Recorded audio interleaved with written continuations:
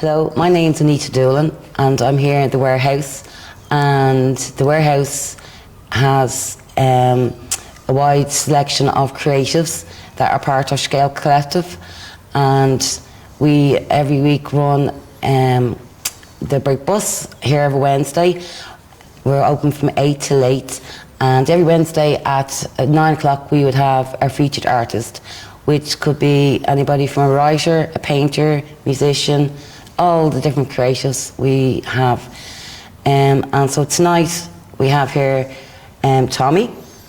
And Tommy, would you like to say a little bit about yourself? Yeah, how you doing? My name's Thomas Hendy. I'm an artist. I'm based out of Kells. I guess to tell you a bit about what I do, I'd have to tell you about where I come from. Yeah. And we'll start to be on a journey into art. My grandfather was an artist. I'm originally from Brigg. My upbringing, like, in my household, there was a lot of arts, creativity, music and that, like.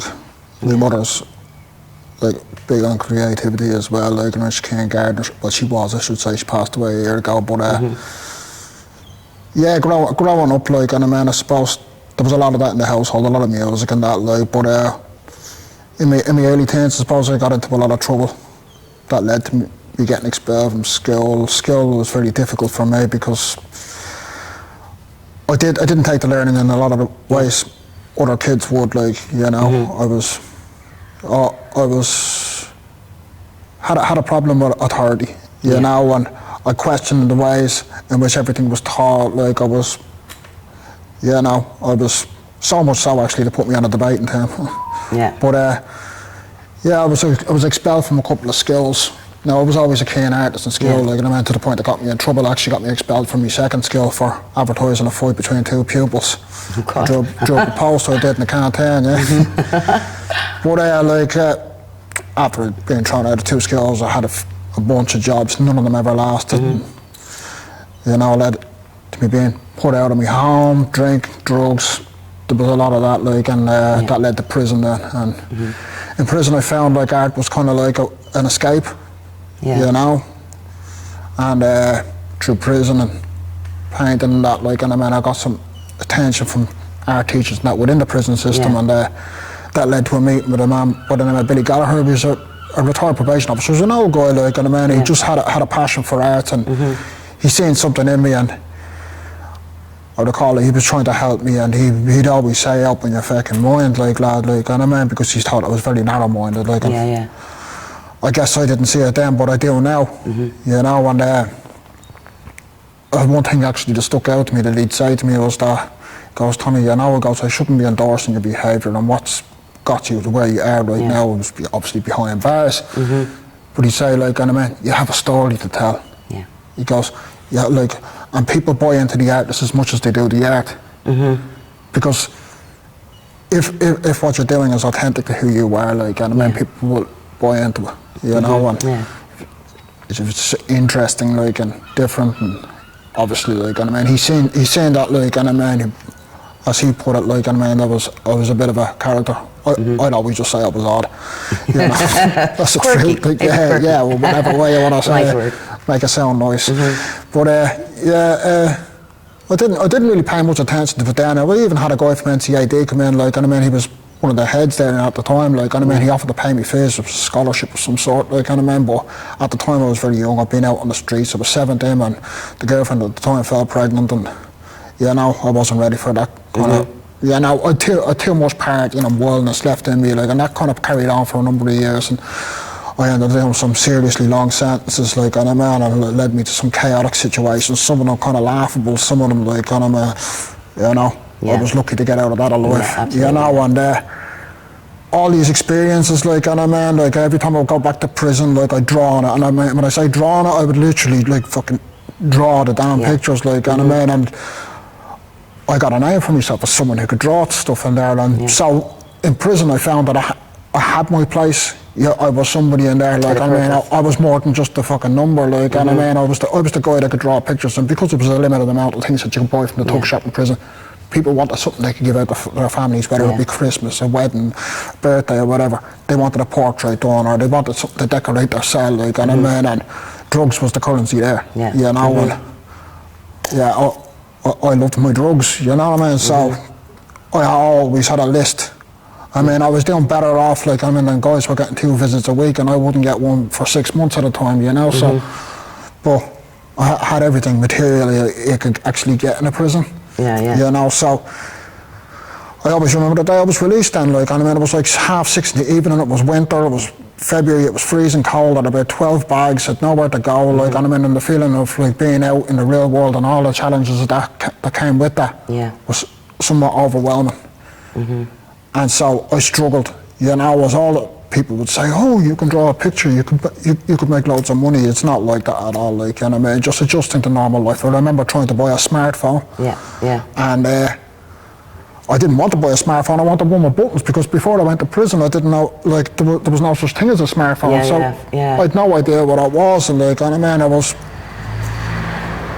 embarrassed to tell the guy behind the counter I don't know how to use it, like, and I was just like, the thing about prison is, well, the world moves on and everyone kind of moves with it.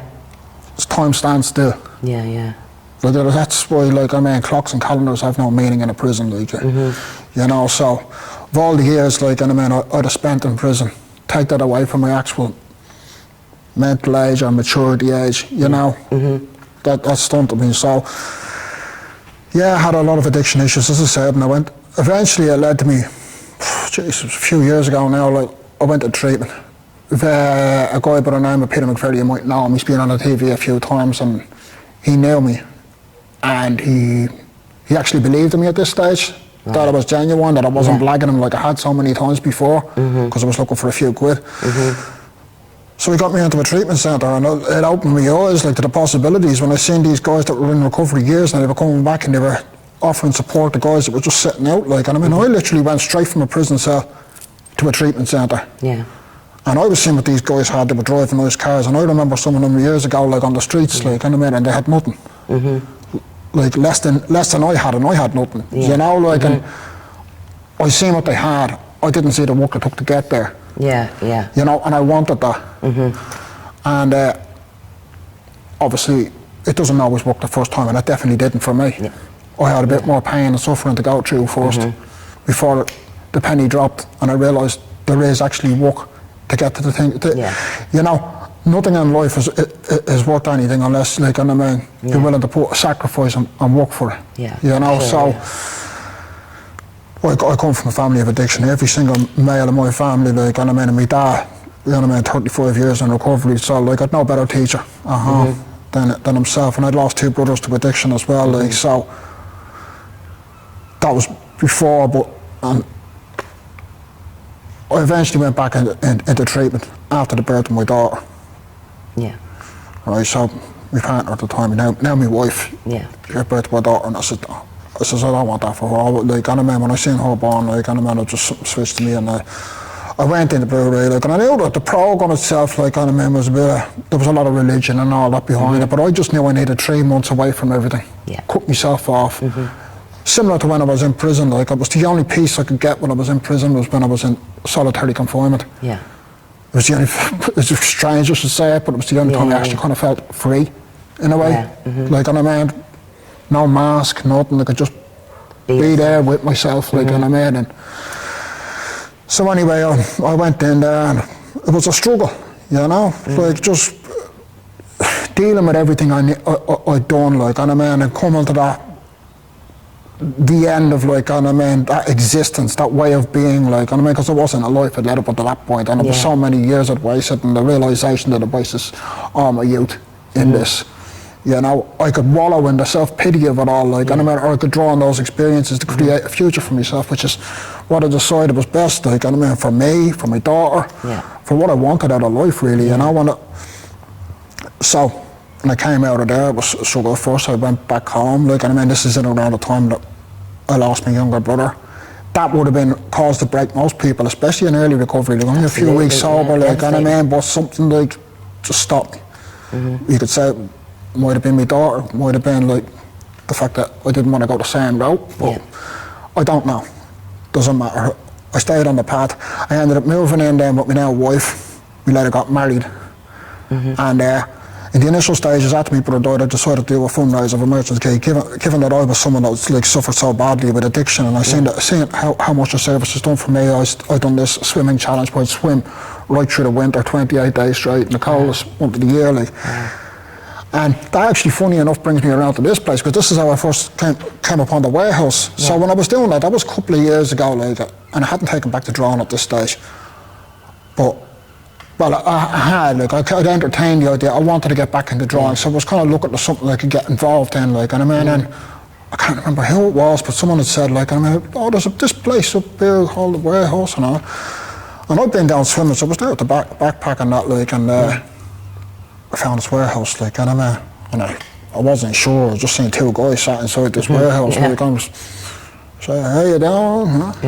And they came over anyway. Introduced. I can't even remember their names. I'd say it was Anita Doolan. I think it was, because when I spoke to the man earlier today, sorry, like, and I mean, he says, "Oh, I have your number on my phone." So at that time, like, I planned on coming back here, like, and I mean, I kind of seen what it was all about. But as is the way of life, like, and I mean, unforeseen circumstances, and the house I was in, the landlord decided they were selling up, and I had 2 weeks, bang, I was gone, I was moved to Kells. Which brings me a little bit further along, because while I was in Kells then, like, I met a guy at an employment agency, and he was asking about work, and he could obviously see from the track record that I hadn't worked very much in my life, you know, and it was, so I was honest with him, like, and I wasn't interested in finding work at the time, like, I was in the early recovery, but I wanted to do something with myself, because I was getting the itch. I'd stopped the swimming because I was in Kells. You know, it's not exactly a walking distance to the beach there, I told him, like, I was into art, and he asked to have a look, and he asked me how I heard of the back to work enterprise allowance. Now, funny, like, I mean, because I've been seeing so many of these people before that they'd never explained this to me, and you know, I said, all right, well, he goes, you should give that a go. So I had to do this start your own business course, and I said I was going to be a commission artist, like, and I mean, and I've been drawing a lot at this stage, and that's in around the same time my sisters and all that kept at me, like, why don't you set up a social media page for your art? And I said, no, I'm not into all that jazz, because, like, I mean, I was a bit kind of like standoffish with kind of anything tech, like, and I mean, and that includes social media. I just didn't have a clue, like, and I mean, I fell behind, like, and I mean, where everyone else had a Facebook page, I didn't even know what that was about. You know, so I'm very slow, like, and I mean, getting up to speed and all that stuff. But I started up a page and I posted a picture, and overnight, like, and I mean, like 500 or 600 followers, like, that's just in one night, like, and I mean, and then people were asking me to do commissions, and that's how, when this guy, the employment officer, asked me, he goes, look, on the down low, he goes, I don't care, he goes, I don't work for the social welfare. He goes, do you make any money? So when I told him I had, like, I got commissions from people in the US and that, like, he said, well, just do this, like, so I gave it a go, like, and I mean, and then I got grants, and I was able to get some of the equipment, like, and I mean, some of the better quality kind of materials I'd need, rather than, like, just cheap kind of pencils out of the shop and the proper paper and all the rest of it, and a printer and all to do my own prints and all the rest of it, and then people don't realise how much money kind of an artist spends to create, like, their art, you know. Most of what I did was graphite, like. I tried colour, but I just, because, like, I mean, I had a problem keeping attention. I think, I don't know what it is, like, I mean, I do enjoy colour from time to time, but I think most of what I do is graphite, because it allows me that bit of control. You know, I'm very meticulous in what I do, like, and I don't have a pattern or a system to how, you know, because, like I said, in school I was problematic, and I was problematic for the sense that, like, I mean, I didn't think there was any one way in which you could learn something. You know? And I didn't like to be told, like, I didn't know. I like to try and figure out things myself. So I didn't mind making mistakes on my own, but I didn't like it being pointed out to me. You know? I will tell you what is a mistake and what's not, like, I mean, especially when it comes to art, because there is no mistakes, there's only learning as far as I'm concerned. So I wanted to do it my own way. I wanted to have my own system, and it's slow and it was meticulous, and, like, and I mean, there was frustration now, but that's the way I enjoyed it. That's what I wanted to do, and I always had this opinion of, like, colleges and the rest of it, like, and I mean, that they kind of sap that out of you. You know, it's all too regimented. you know, and that doesn't work for me. So I never done the whole college thing, you know. It was all self-taught. Wow, that's amazing. Like everything I kind of learned in life, like, and I mean, and there's been plenty of mistakes, as I've spoken of, like, but like I've been asked in the past, do I have regrets? And I said, absolutely not, because everything I've done, seen, experienced, felt, thought, has led me to the point I am now. And to say I wish I would have changed something today would mean to say that I'm not happy with who I am today. Yeah. And I am, you know. You know, warts and all, as you say, like. And where can we find you on Facebook? 142 Art Studio on Facebook, Instagram, and that's actually the name of my website as well. Yeah, okay, cool. So what's that again? Just 142 Art Studio. 142, as it happens, was my prison number. Oh my goodness. So it's just a reminder. I was the 142nd person in the country ever to get a prison number, so. Wow. I thought that, like, my mate with Billy Gallagher and everything he said to me kind of like relates to where I'm at now, and that's how I came to meet you. Actually, was at the type trail, and yes, in Kells. when we got talking, and the picture, like, and I mean, relates to what he'd always say to me: "Open your fucking mind." Yeah. And so. And it did. That's why when I met you, when Mark Smith was up here for featured artists as well, he runs the type trail, so it's great that you have that connection. And like some of our scale collective artists down there, you met Muriel now and Liz and David and stuff. And, you know, part of scale collective. And I just love what you guys do here. Like, and I mean, I think it's so important. Like, it's just like I had this conversation with a guy earlier about art in general. How does the people in this country are seen from outside versus how we see ourselves. Like, and I mean, and if you just talk to someone that's say from England or the US, and they think of an Irish person, they think of folk tales, they think of werewolves and fucking all these stories, this music, these arts, this culture, like, and I mean, but people here take it for granted. You know, so they don't see themselves in that light, like. And it's being lost, and I think it's important that you have places like this where people can come, they can share ideas, they can network, like, and you know, and kind of inspire each other and push each other, support each other, like, because no one else is going to do it for us. We have to do it for ourselves, like. That's what I love about the whole concept and the idea of this place, like. It's just. And that's what's really working for us, like when the numbers, we're getting new people in like every week, and like that. It's, you know, we have it like the warehouse ethos is to be yourself, and everyone's important and support each other. And I think the ladder of whether you're established or whether you're emerging or whether you're in the middle of your journey. That's the beauty of it, like, because it doesn't matter where you are in your career, whether you're at the beginning or at the top. People love what they do. They want to talk about it. They want to encourage others. They want to hear from others. There's no one person that can't say that they won't learn from the other, regardless of where they're at. You know, that's the beauty of it. We all have a story, our own unique stories. Well, that's it. That's it, like, and I think, like, in the future, like, there's no limits as to where this can go, because there's no limits with art. You know, the only limitations are the ones we put on ourselves. Absolutely. You know, so we spoke earlier, like, about a podcast, and I said what a great way that would be to promote artists. Whether you're a small time musician, like, just starting out, trying to get your gigs, like, advertised, and, you know, promoted, like, and we're doing it for each other. We're doing it for the community as well, because the community gets involved, and we're part of different community projects, and always open to, you know, being there as artists, you know, for the community. And I think it all works together with community.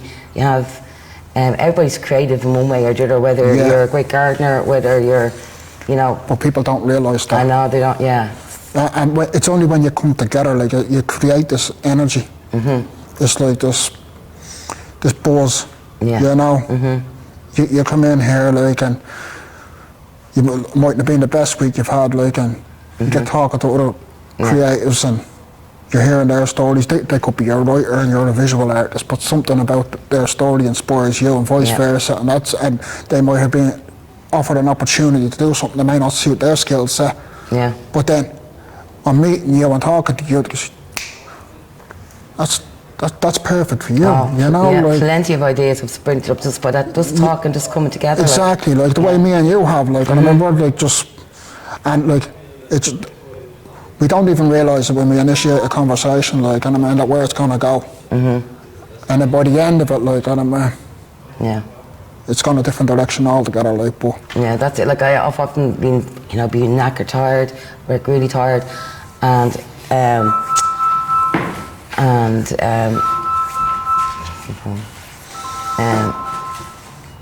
so yeah, I've often been very tired and go, oh my goodness, I'm going to have the energy to do this, you know, the hosting and coordinating. But I come down and every day, every Wednesday, I leave feeling lighter. Well, it's rewarding to you. Very. Isn't it? Like, I love listening to people's stories, and I love, you know, the fact that we create that intimate setting where they can share their stories. And by... And there you go again, like, you're creating the environment for these people to flourish and be creative. And, yeah. You know, so even when you said to me before, like, Anna, man, that when you come in here some days and you're not you haven't been creating this, you haven't been writing or painting, and I'd say, well, you're creating an environment for that. That's creating as well. So yeah, and it's like that's what we try to achieve each week. And as I said, listen, it's been great to meet you, and you've come up all the way from Kells, second time now, and for us. So I want to thank you so much for doing that. So we're here on, you know, the Warehouse, Vauxhall Street, and this has been great. It's my very first interview, or chat, more of a chat. So thank you so much. Yeah, and I really, really, really appreciate you taking your time. No, my pleasure. Okay, thanks so much.